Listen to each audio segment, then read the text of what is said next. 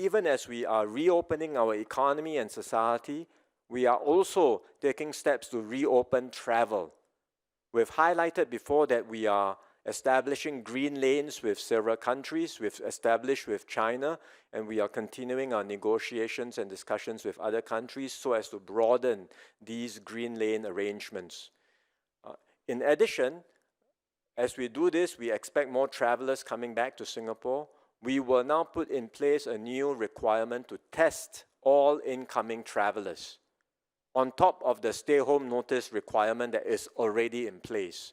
So all new incoming travelers from the date of 17 June 2359, with effect from that time, all will be subject to test towards the end of their SHN.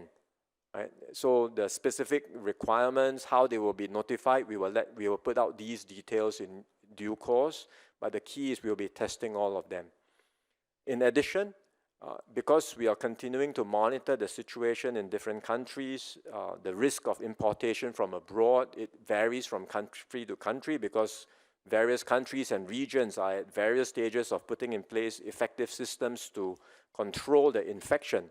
So we will also adjust our border measures to take into account these differences in risk. In particular, for travelers entering Singapore from specific countries and regions, specifically Australia, Brunei, Hong Kong, Japan, Macau, mainland China, New Zealand, Republic of Korea, Taiwan, and Vietnam. For travelers entering Singapore from 17th of June 2359 and have remained in these places which I just cited in the last consecutive 14 days prior to their entry in Singapore. We will allow them to serve the stay-home notice at their place of residence instead of a dedicated facility. Right? So it's only for this group. If they're coming back from these specific areas, then the SHN can be served at a place of residence rather than a dedicated facility. They will, all of them, whether you're serving your SHN at home or in a dedicated facility, all incoming travelers will still, as I said earlier, be subject to a test.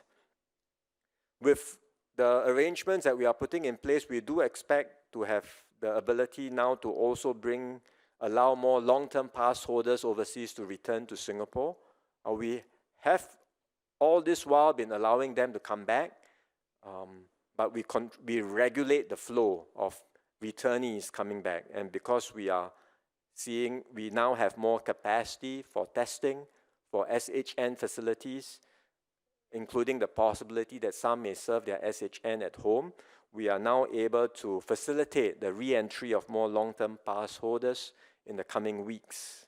And we will do so particularly for those with deep roots to Singapore or have exigent circumstances. And finally, we will make one other change on our border measures and travel arrangements.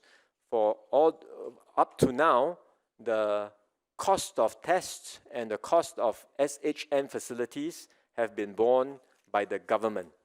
But looking ahead, as we expand or as we reopen for more travel, we will want to move to a more sustainable position.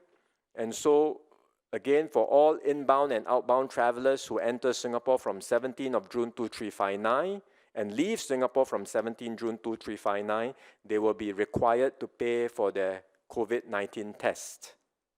In addition, for those who have to serve their SHN in a dedicated facility, if you are not a Singaporean or permanent resident, then you will have to pay for the full cost of the SHN facility as well.